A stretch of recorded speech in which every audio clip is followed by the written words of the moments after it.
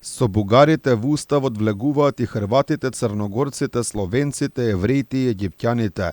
Така барем стои во предлогот на владата која ги усвои уставните амандмани кои по итна постапка треба да патуваат во собранието. Според соопштението на владиниот PR тим, Ковачевски и колегите го прифатиле она што од нивна страна веќе беше прифатено со францускиот предлог.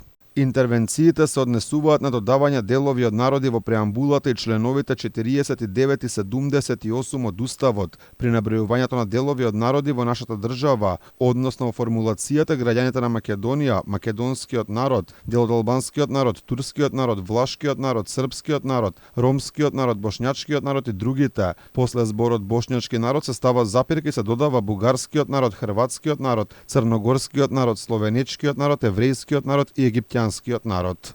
Ако амандманите утре влезат во собрание, пленарната седница за потребата од отворање на Уставот Џафери ќе ја закаже за 19 август, односно најмалку 30 дена откако уставните амандмани ќе влезат во собраниска процедура. Комисиската расправа ќе почне идната недела, најверојатно в понеделник. Според собранискиот деловник, расправата трае најмногу 10 работни дена, што може да биде и пократко со оглед на цврстиот став на опозицијската ВМРО-ДПМН. Сепак, како комисиската расправа трае 10 дена, дебатата за потреба од уставни измени може да трае до половината на август, бидејќи на 26 јули собранието има активности за одбележување на Скопскиот земјотрес, а на 2 август се прославува Денот на Републиката.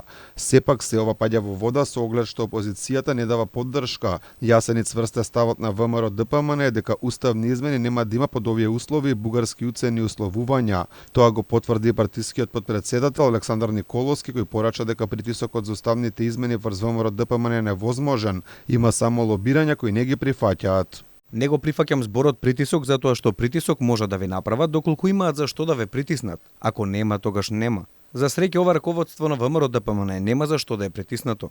Имаме луѓе кои се чисти како солза и посветени на својата работа и не можат да бидат притиснати. Уценете или натерани да прават работи кои не се согласно нивните убедувања.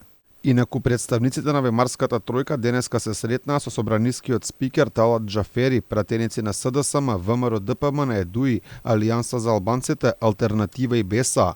Антонио Милошовски пренесе дека од неговата партија порачале дека уставните измени нема да бидат поддржани. ВМРО-ДПМН биле за Европската унија, но не и за уцени од соседна Бугарија, кои не би донеле никаква известност дека процесот на евроинтеграција нема повторно да биде блокиран поради ирационални прашања кои Бугарија очигледно се уште ги има кон Македонија.